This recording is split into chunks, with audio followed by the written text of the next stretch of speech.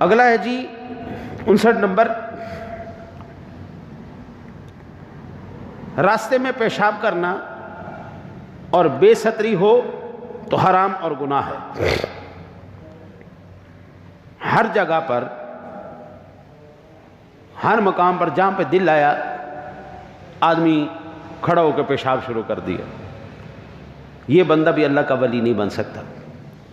اگر ستر ننگا ہو رہا ہے تو پھر میں نے مشکات شریف کی حدیث پاک کا درس دیا تھا، جس میں حضور سرور دو عالم صلی اللہ علیہ وسلم کی ذات گرامی نے پخانہ پیشاب کے آداب سکھائے تھے کہ کس طرح کرنا ہے۔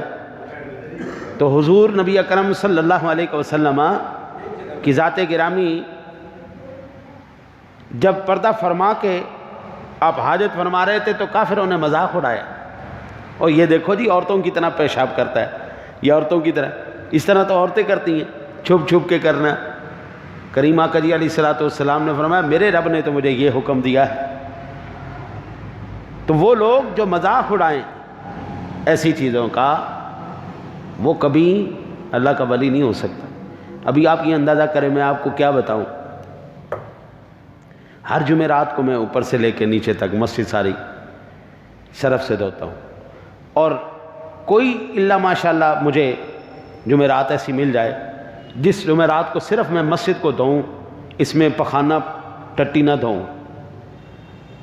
کیا کرتے ہیں، کبھی باتھ روم کے باہر ساری ٹٹی کر جائیں گے، کبھی وضو خانے میں کر جائیں گے۔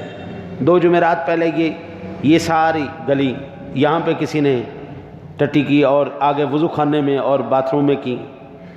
کل جمعرات کو کیا کیا، یہ میری موٹر سائیکل پڑی ہوئی ہے، ایک کپڑا اٹھا کے اس کپڑے کے اندر سارا پخانہ کر دیا اور ساری وہ جگہ گندی کر دی۔ میں بحیثیت امام خطیب مجھے اس بات میں آر نہیں ہے، یہ اللہ کا گھر ہے، یہ مسجد ہے، یہ پخانہ کرنے کی، یہ ٹٹی کرنے کی جگہ تو نہیں ہے نا جی۔ میں قاری صاحب کو بھی نہیں کہتا آپ ٹٹی صاف کرو، تم خادم ہو، تمہاری ذمہ داری نہیں، میں خود صاف کرتا ہوں۔ اور میری نیت کیا ہے، مالک تیرا گھر ہے، آج تیرے گھر کو میں صاف کر رہا ہوں، کل کو میری قبر صاف کر دینا، اس کو کیڑوں مکوڑوں عذاب سے صاف کر دینا۔ جب بھی کسی نے پخانہ کیا ہے میں خود صاف کرتا ہوں، مجھے کوئی آر نہیں، مجھے کوئی تکلیف نہیں۔ اب کل میں نے کیا، میری اپنی طبیعت بھی بڑی اوزار ہو رہی تھی، اب ظاہر بات ہے اتنا زیادہ پخانہ کر دیا یار کہ دھوتے دھوتے بھی طبیعت جو ہے نا بڑی بے چین ہو گئی تھی۔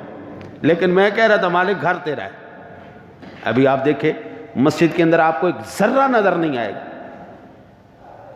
ڈیٹول سے، فرنائل سے، سرف سے بالکل نیٹ کرین کر کے رکھتے تاکہ کوئی بھی آنے والا کسی بھی مسئلے میں وہ نہ، ہماری مسجد سے کسی کو کوئی تکلیف نہ پہنچے۔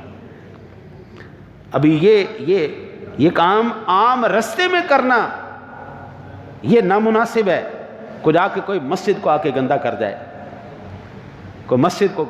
کریم آقا جی علیہ الصلوۃ والسلام کے زمانہ اقدس میں دیہاتی آئے، ان کو بدو کہتے تھے، بدو آئے اور حضور سے باتیں کر رہے تھے، کرتے ہوئے اس کو حاجت آئی، وہ اٹھ کے اس نے مسجد میں ہی پخانا شروع کر دی۔ تو صحابہ کرام علیہ رضوان مارنے کے لیے دوڑے، حضور نے فرمایا ٹھہر جاؤ، اس کو کر لینے دو، ابھی یہ حاجت کر رہا ہے، پخانہ کر رہا ہے، اگر اس کو ابھی چھیڑا تو اب کیا ہوگا، یہ دوڑے گا، مسجد کا سارا حصہ گندا ہو جائے گا۔ ایک بابا جی آئے، اللہ کے نیک بندے، وہاں پہ کھڑے ہو گئے، دھوتی پہنی ہوئی تھی انہوں نے، پخانہ آیا تو وہاں سے انہوں نے کرنا شروع کیا، پہلے گیٹ سے، ادھر سے نہیں گئے، وہ ادھر سے آئے، یہ ساری جگہ گندی کرتے ہوئے پھر ادھر سے پھر باتھ روم میں گئے۔ اللہ کے بندے تجھے آئے تو ادھر ہی بیٹھ جا، پہلے 2 منٹ آ جا۔ یہ چیزیں ہمیں سامنا کرنی پڑتی، بندہ پریشان ہو جاتا ہے یار کیا کرے یار۔ البتہ خیر، راستے میں پیشاب کرنے والا اللہ کا ولی نہیں ہو سکتا، مسجد کو گندا کرنے والا، مسجد میں پیشاب کرنے والا، مسجد میں پخانہ کرنے والا اللہ کا ولی نہیں ہو سکتا۔